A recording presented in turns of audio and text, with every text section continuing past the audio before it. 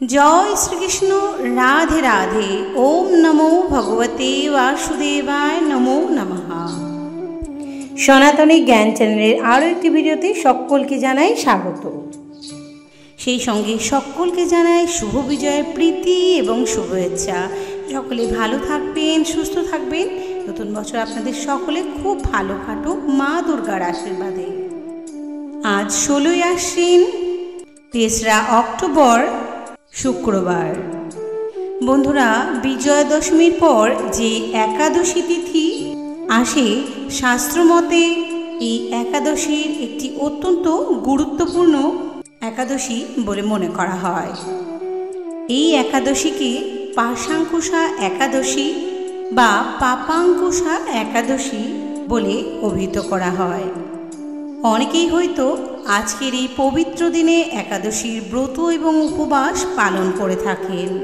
যারা একাদশীর ব্রত পালন করছেন তারা নিশ্চয়ই এই বিষয়টি জানেন যে আজকের এই পবিত্র দিনে যতক্ষণ পর্যন্ত না একাদশী ব্রতকথা শ্রবণ করা হয় ততক্ষণ পর্যন্ত কিন্তু ব্রত অসম্পূর্ণ থেকে যায়। এমনকি কেউ যদি কোনো কারণবশত একাদশীর ব্রত পালন করতে না পারেন, উপবাস নাও রাখতে পারেন, কেবলমাত্র ব্রত কথা শ্রবণ করে ভগবান শ্রীহরি বিষ্ণুর উদ্দেশ্যে এবং সেই সঙ্গে মা লক্ষ্মীর উদ্দেশ্যে আজকের দিনে একটি প্রদীপ প্রজ্বলিত করতে পারেন। তাতেও কিন্তু এই ব্রতের পুণ্যফল অনেকাংশেই লাভ করা যায়। তাই বন্ধুরা, এই দুর্গা পুজো সংলগ্ন একাদশী যাকে পাশাঙ্কুশা একাদশী কিংবা পাপাঙ্কুশা একাদশী বলা হয়, এই একাদশীর দিন একাদশী ব্রতটি পালন করুন কিংবা নাই করুন।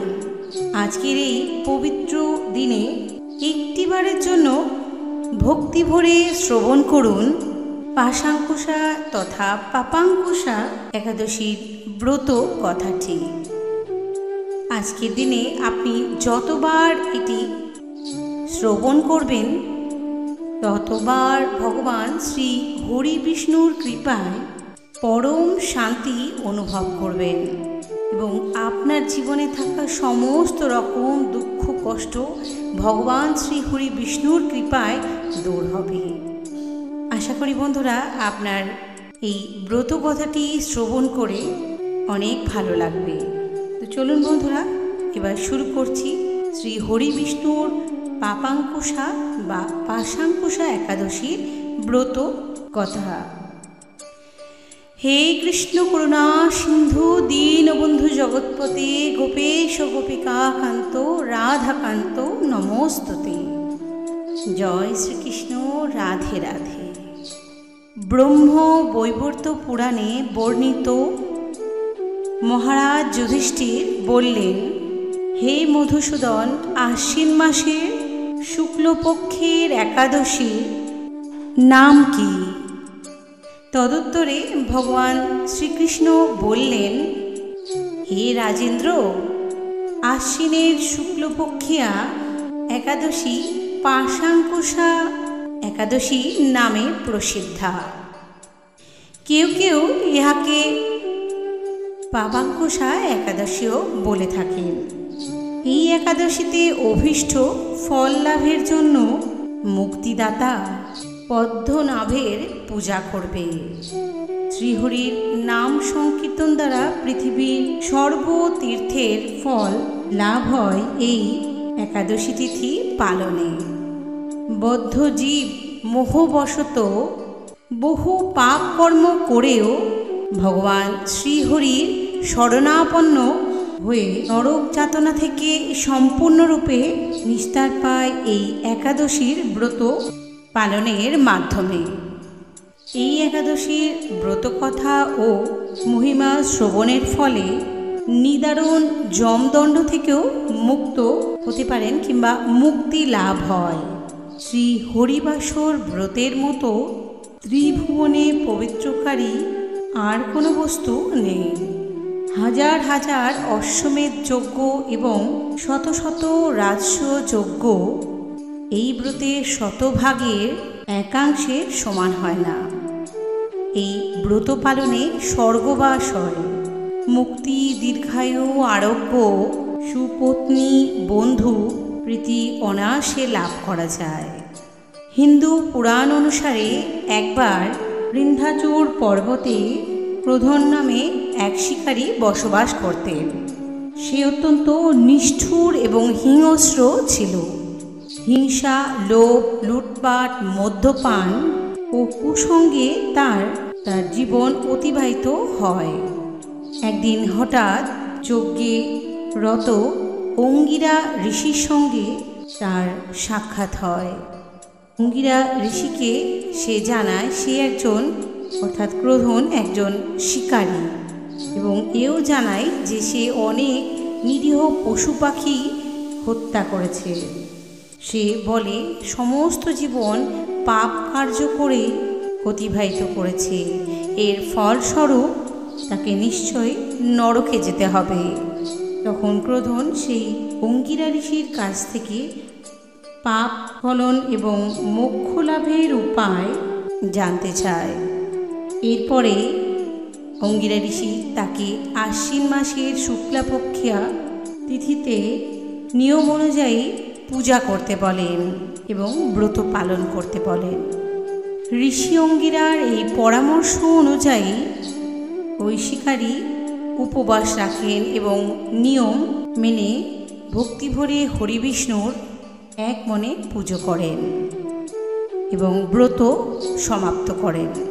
এর ফলে হরিবিষ্ণুর কৃপায় সেই শিকারীর সমস্ত পাপ দূর হয়ে যায় এবং শিকারীর মৃত্যুর পর যমদূত তাকে যখন নিতে আসে, সে চমৎকার দেখে আশ্চর্যচকিত হয়ে পড়ে। কারণ পাপাঙ্কুশা একাদশীর প্রভাবে তার সমস্ত অর্জিত পাপ সম্পূর্ণরূপে দূরীভূত হয়ে গিয়েছিল ভগবান শ্রীহরির কৃপায়। তাই খালি হাতে ফিরে আসতে হয় যমদূতগণদের। বিষ্ণুর আশীর্বাদে বৈকুণ্ঠধামে গমন করেন সেই শিকারী। তাই এই একাদশী পাশাঙ্কুশা একাদশী নাম হলেও পাপাঙ্কুশা একাদশী বলেই অভিহিত করা হয়।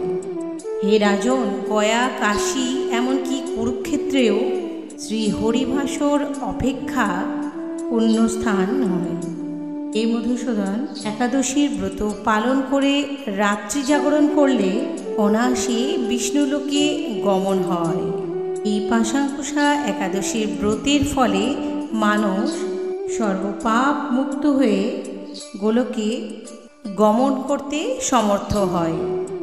এই পবিত্র দিনে যিনি স্বর্ণ, তিল, গাভী, অন্ন, বস্ত্র, জল, ছত্র, পাদুকা এবং গীতা যদি দান করে থাকেন, তাকে আর চমালয়ে যেতে হয় না। যারা এই সকল অন্য কার্য করেন না, তাদের জীবন কামারশালার হাঁপড়ের মতো বিফল হয়। নিষ্ঠার সাথে এই ব্রত পালনে উচ্চকুলে দীর্ঘায়ু শরীর লাভ হয়। তাই অত্যন্ত পাপাচারী ব্যক্তিও যদি এই উপবাস বা এই একাদশীর ব্রত রাখেন এবং পুণ্যব্রতের অনুষ্ঠান করেন, তবে সেও রোরক নামক মহাযন্ত্রণা সম্পূর্ণরূপে মুক্ত হয়ে বৈকুণ্ঠধামে গমন করেন এবং বৈকুণ্ঠধামের সর্বসুখ লাভ করেন। কৃষ্ণ ভক্তি লাভই এই একাদশীর মুখ্য ফল। তবে আনুষঙ্গিক রূপে স্বর্গ ঐশ্বর্যের দিনই অনেক ফল লাভও হয়ে থাকে এই পাপাঙ্কুশা একাদশী ব্রত পালনে। এই একাদশীর ফলে উপবাসী মহা সুখ লাভের অধিকারী হয়ে থাকে। এমনকি যদি কেউ এই ব্রত পালন করতে নাও পারেন, কেবলমাত্র ব্রতের মহিমা এবং ভক্তিভরে ব্রতকথা শ্রবণের মাধ্যমে নিদারুণ যমদণ্ড থেকে, দুর্ভোগ থেকে নিস্তার পেতে পারেন। এই বলিয়া ভগবান শ্রীকৃষ্ণ পাশাঙ্কুশা তথা পাপাঙ্কুশা একাদশীর ব্রতকথা সমাপ্ত করিলেন। বন্ধুরা, এই বছর 1432 বঙ্গাব্দে 2025 সালে এই পাশাঙ্কুশা একাদশী তিথি শুরু হয়েছে 15 আশ্বিন 2রা অক্টোবর অর্থাৎ বৃহস্পতিবার দুপুর 2:56 থেকে, যা থাকছে আজ অর্থাৎ শুক্রবার 3রা অক্টোবর বাংলা 16 আশ্বিন দুপুর 2:44 পর্যন্ত।